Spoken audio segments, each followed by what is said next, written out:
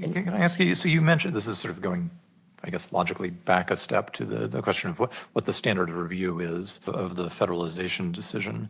And you mentioned sort of reasonable. So, factual nexus. So this is a lawsuit over the deployment of the California National Guard to Los Angeles. A TRO was issued in the district court, the trial court. It was appealed to the Court of Appeals, this 3-judge panel. Trump, of course, is also deploying National Guard to other places. Oregon National Guard to Portland, California National Guard to Portland. But nexus is like an area. Think of it as an area. So there's a factual nexus. This argument involves the facts around deployment of the Guard to LA. It does not involve the facts around the Guard deployment to Oregon. Even if it is California National Guard, Oregon has a different factual nexus. It's in Oregon.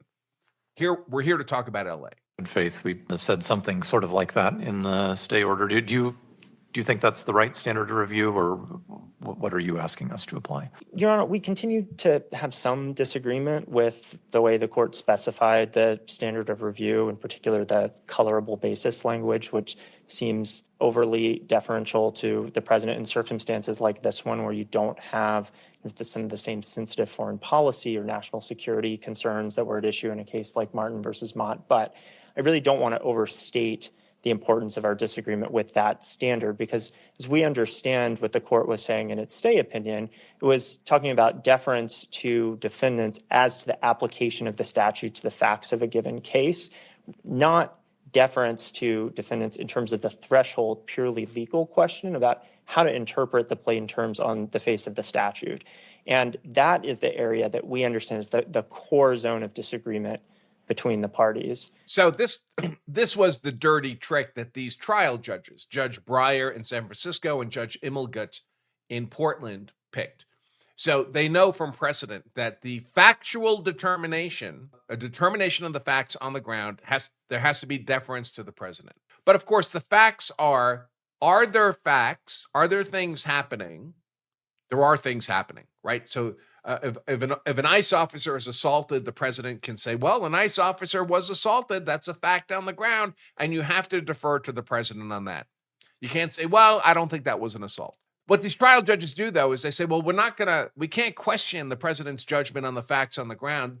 But those facts have to fit into the definitions in the statute: rebellion or danger of rebellion, unable to enforce the laws with the regular forces. We can define those terms. We don't have to defer to the president on what constitutes a rebellion, what constitutes unable, what constitutes regular forces. And the reason it's a trick is because then the judges are saying, well, we have to give deference to the president on the inputs into the algorithm, the legal algorithm, but we control the algorithm itself. So we can define unable to mean only completely unable. And therefore, there will never be facts on the ground that make it completely unable. We're going to define rebellion to mean the entirety of the federal government has to be overthrown, which not even the Civil War did. So there would never be facts on the ground. So if you define the terms in this very strained way, you make it impossible for the president to ever find facts that would meet those strained definitions. And so you're not really deferring anything. It's like me saying, I have to defer to you on the ingredients you buy for dinner, but I'm taking away the oven. All right. So if it'd be helpful, I can turn to exactly how plaintiffs would suggest the court construe the key terms in Section 124063, unable with the regular forces to execute the laws. And as we see it, that language gives rise to 3 related requirements. So the first, as the court already referenced in its June stay order, would be a showing that there is an exigency or other unusual circumstance akin to a rebellion or an invasion in terms of interference with the ordinary functioning of government. Second related requirement would be showing that the level of that interference is substantial, again, akin to what you would expect to see during a rebellion or an invasion. And the third would be that the federal government is unable to overcome that level of interference with the regular forces, meaning civilian as opposed to military personnel. We don't think that the record satisfies those requirements or the record shows that defendants have not satisfied those requirements here. Before the district court, defendants introduced two declarations. The first is the Nell Declaration, that's at ER 39 to 42. That discusses only the logistics of calling out the guard, deploying them in LA. We don't understand that to be relevant to the statutory question. The second is the Santa Cruz Declaration from the head of ICE removal operations in the Los Angeles area. That's at ER 53 to 65. And it walks through the conditions on the ground in LA at the time on June 6th and 7th and describes certain forms of interference with the task performed by. And again, but this all begs the question, right? So these are sworn statements presented to the court by ICE agents describing the violence and chaos that's happening. But of course, violence comes and goes. It ebbs and wanes. And the real core question is the commander-in-chief obligated in order to get the permission of unelected black-robed tyrannical inferior district trial courts to present them with this evidence? Why is this relevant to the judge's authority? These judges have no authority to second-guess the commander-in-chief. So Trump, in that reading of the law, which I believe is correct, Trump has no obligation to present any evidence to these judges. They have no authority here, any more than Trump has to come to me, Attorney Andrew Branca, and present me with sworn statements by ICE officers that bad things are happening that justify calling out the National Guard, and I would get a veto. Trump doesn't have to explain a damn thing to me about calling out the Guard, and these judges are in no superior position on this constitutional question. Agents with two federal agencies, ICE and the Federal Protective Service. I think the closest that declaration comes to trying to satisfy the textual standard I just mentioned under section 124063 is at paragraph 33, this is ER 64, where Mr. Santa Cruz professes his belief that, quote, additional manpower and resources are needed to address the circumstances in Los Angeles. The problem as we see it is there is no effort whatsoever to explain why military forces were necessary, why it was necessary for the federal government to rely on military forces to supply that manpower, those resources, when there are civilian law enforcement measures that are generally available to the federal government during emergency circumstances that would ordinarily supply that kind of additional manpower or personnel.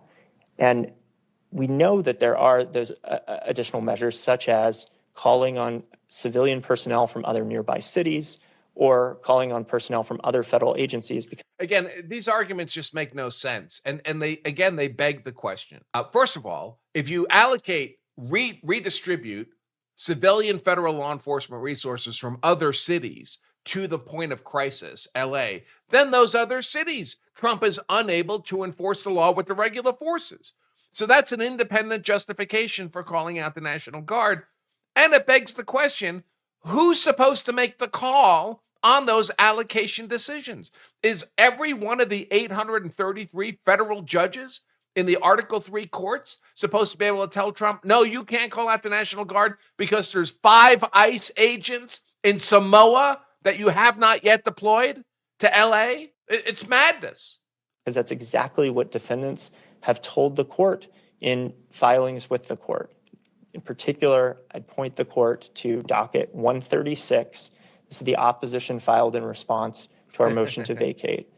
I think this guy could make a lot of money reading like audio books of children's time for bed books. Defendants attached 2 declarations from senior officials who explain that in emergency circumstances, FPS has the capacity to surge personnel in response to exigencies by drawing on FPS agents from other cities. You can see that at docket 136, SA 11, 15, and again at 20. There's also an acknowledgement at SA 14 as to the ability of SPF to rely on personnel from other federal agencies, specifically ICE, in times of emergencies. Now, those declarations go on to say that the federal government does not view these measures as long-term solutions. They see them as short-term emergency responses. And in the long term, defendants say those types of extraordinary measures stretch the FPS budget, they strain FPS staffing levels. But why is it that other lawyers who argue in court are not up to the legal standard of our Richard Branca? I'm Andrew Branca, by the way.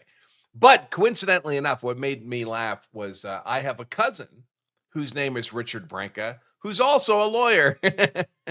So listen, like any profession, there's like 10% of lawyers who are top shelf.